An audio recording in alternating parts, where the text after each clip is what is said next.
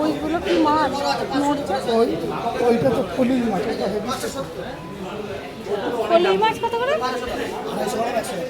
250 টাকা 900 টাকা 20 টাকা মাছ।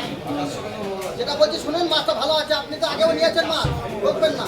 নেন দুটো নেন, ভালো কত হবে? 925 900 টাকা দিন, 900 টাকা 25 টাকা কি মাছ নেবে?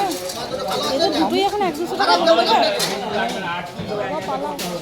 একটাতে 26 হবে, এক একটা 26 হবে।